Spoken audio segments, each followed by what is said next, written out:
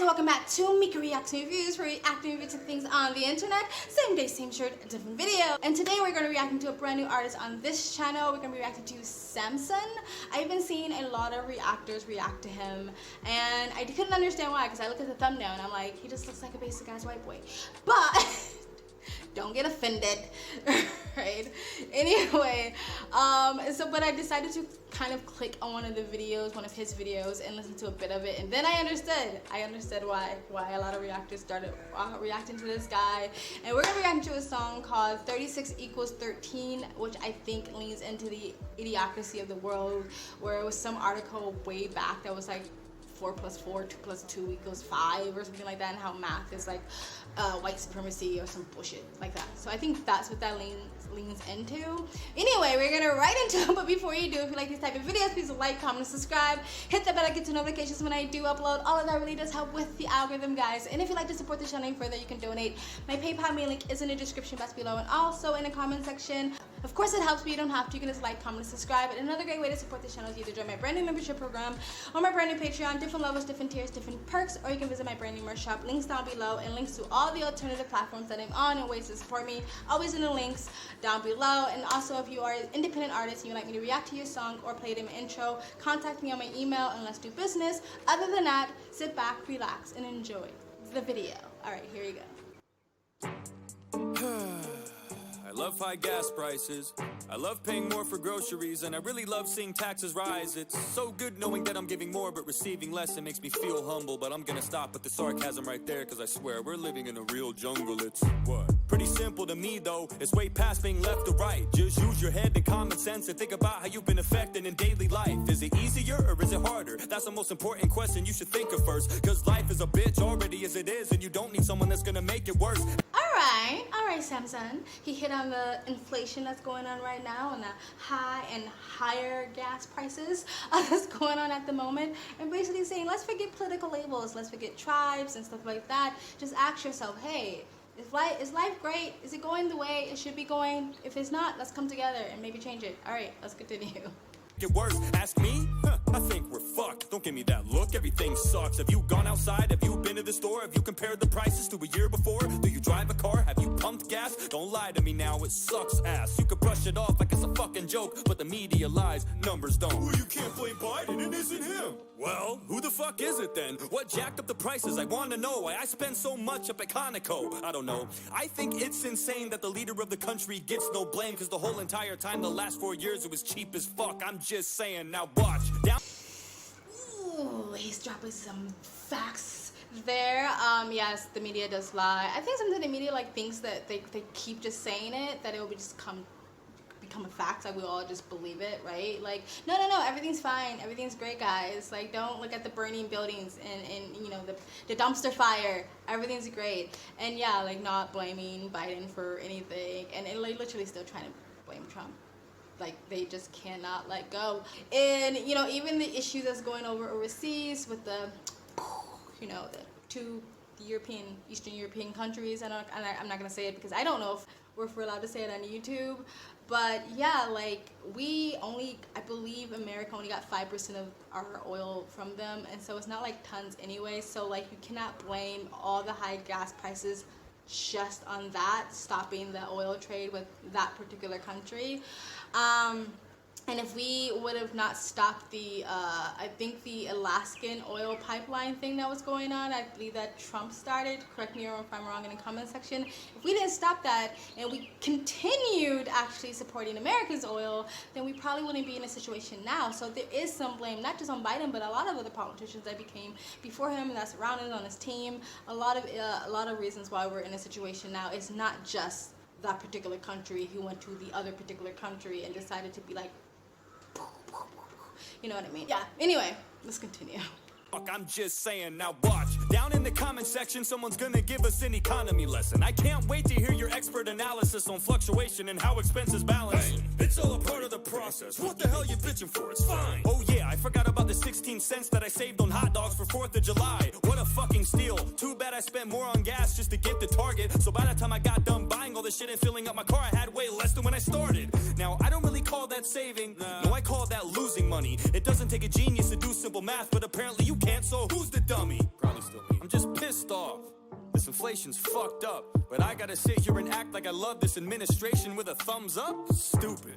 Everything is hell, but you act like I'm supposed to be in heaven. You know our country ain't doing too good when the Waffle Houses start to close at 11. Dude! Stop it in there. I like how he's almost doing like a dryness, like dry humor a little bit. I like that. I love in the, you know, business in the front, party in the back hairstyle he got going on. How he's playing this sort of back and forth devil's advocate. You know, you got the peanut crowd yelling in the back of like, shut the fuck up and just take it, because we can never admit that this administration sucks. And then also his voice is speaking for pretty much the average working class citizen who do care about the economy, because unfortunately we need money to eat. Until we live in that utopia where everything is just about trade, you know, give me a loaf of bread and I give you a cup of sugar. Until we get there, you need money to eat, to feed your kids, you need to pay mortgage, to have a roof over your house, a roof over your head, you need to be able to put gas in your car so you can get to work. The world is run by money. So people do care about the economy, and it is really annoying when people who was born in a comfortable situation tell the average working class citizen to shut up about the economy. Anyway, let's continue.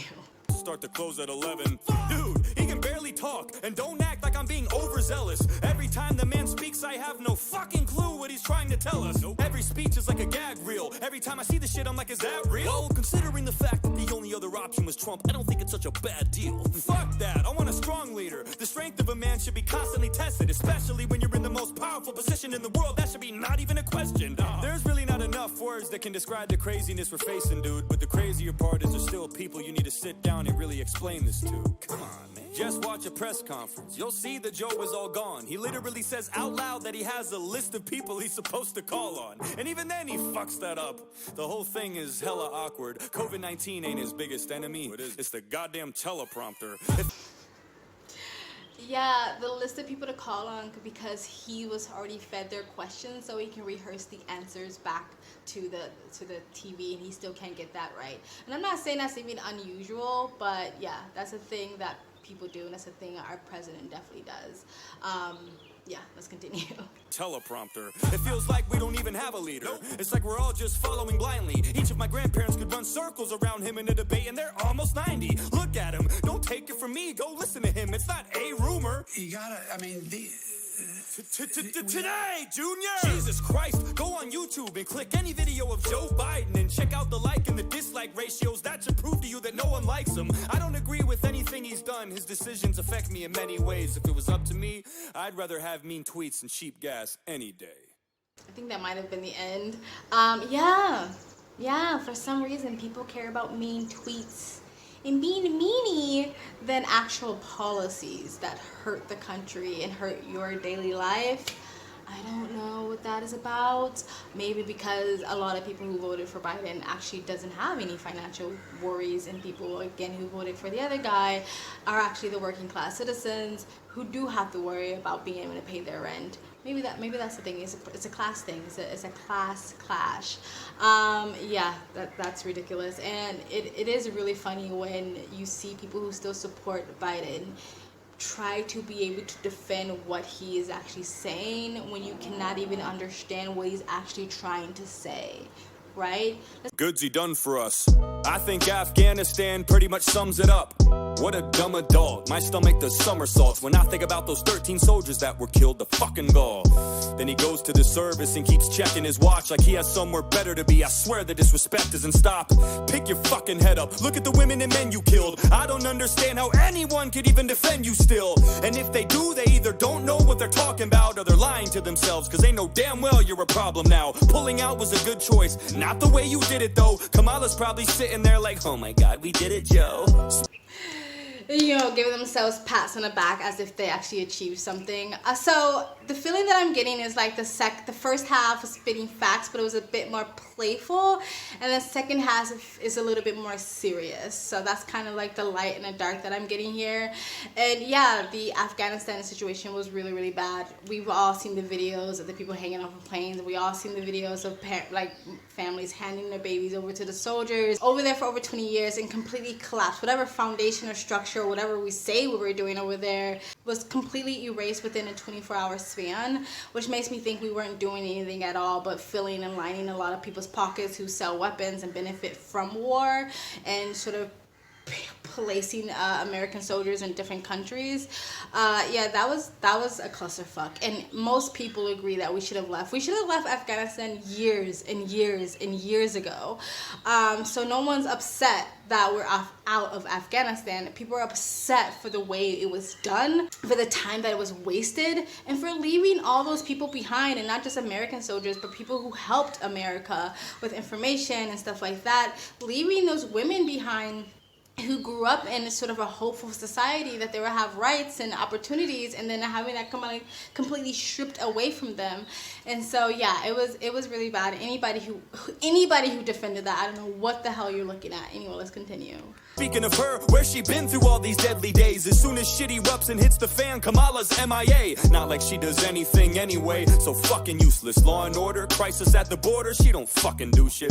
Just a talking head, paired up with the Walking Dead, breaking absolutely every word that was promised or said. Every time I see their faces on TV, it's such a bummer. I feel like I'm watching the third installment of Dumb and Dumber. Having it there, absolutely. First of all, Kamala Harris disappears all the time. What is she's basically she's non-existent. She doesn't do anything, and when she is present, she just gives that weird cackle laugh at serious questions that's been asked by the reporters. She has done nothing. She has accomplished nothing as a vice president, which is not surprising because she was the least popular person when she was running in the primaries anyway. So, like, why does she even get elected? Oh yeah, I forgot. She has a vagina and she has brown skin. She's worse than, to me, she's almost worse than Biden. Like, she seems completely clueless. Like, she has no intelligence. She seems completely incapable of doing her job whatsoever. I think this is just a vanity position for her, something that she just put on her resume for the rest of her life, that she was the first black vice president. Well, she's not even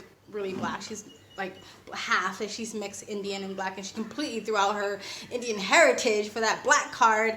And yeah, like, broken every single promise that they've made. They promised unity, didn't unify the country whatsoever. As a matter of fact, they separated even more by saying that we have the pandemic of the unvaccinated, sort of like demonizing people who wanted to be more informed before they put something in their body, demonizing people who just wanted to be able to work and feed their kids, demonizing people who actually cared about actual science and cared about the economy. He didn't unify the country whatsoever. He actually made it worse, especially playing the race card and race hustling and stuff like that. He promised to clear student debt, hasn't done that. That 2000 stimulus check never actually happened. Like, he actually hasn't done anything that he actually ran on, because what he ran on was Orange Man bad. And now that the Orange Man is gone, like, he basically has nothing to like fall back on. And so yeah, and if anybody can't see that, I don't know what world you're living in. All right, let's continue. And on top of all that, they put another ban on ammo, trying to disarm Americans, but equip the Taliban like Rambo.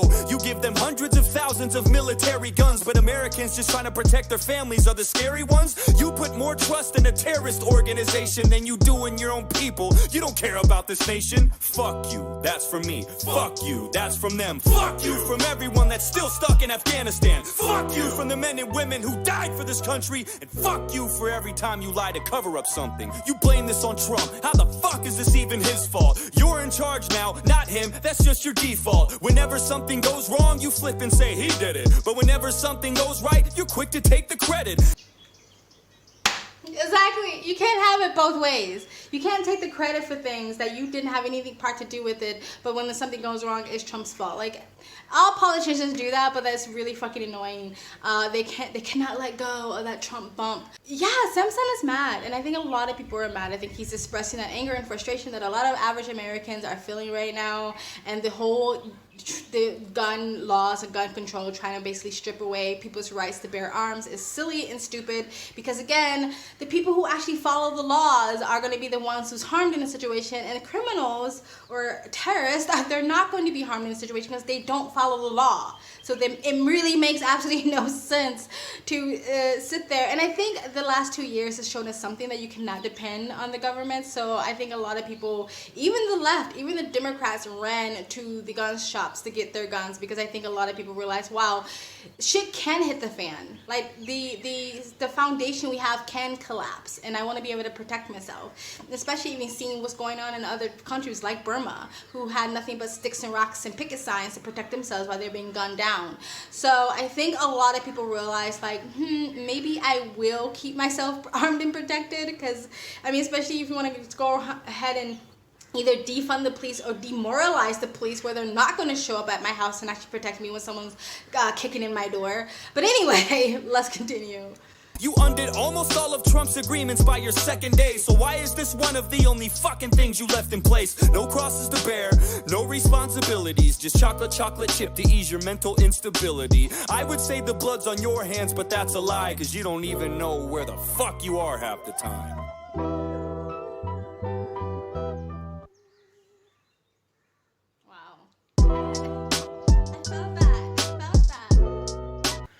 That's it, guys. That was Samson. I felt that frustration. I felt that anger. I felt that passion. It felt genuine. It felt authentic. I love it. Tell me, guys, what do you think? Now that I actually reacted to the entire song, let me know what you think in the comment section below. What he said, what I said. How do you feel about the situation? How do you feel about Biden's presidency so far? How do you feel about the state of America and society so far? Let us know in the comment section below. Let's continue this conversation. Please like, comment, and subscribe. Hit the bell to get notifications when I do upload. All of that really does help with the algorithm, guys. And if you'd like to support this channel even further, you can donate. My PayPal link is in the description box below and also in the comment section. Of course, it helps, but you don't have to. You can just like, comment, subscribe. Another great way to support this channel is either join my brand new membership program, different levels, different tiers, different perks, or you can visit my brand new merch shop, links down below. And I also have a second travel vlog channel. I travel as a lifestyle, or I live abroad. If you'd like to know where I am in the world, you can go to the description box below and also in the comment section. Hit the link, go subscribe to my travel vlog channel, and or follow me on travel Instagram. My stories is usually what's most up to date, and you guys have an amazing day.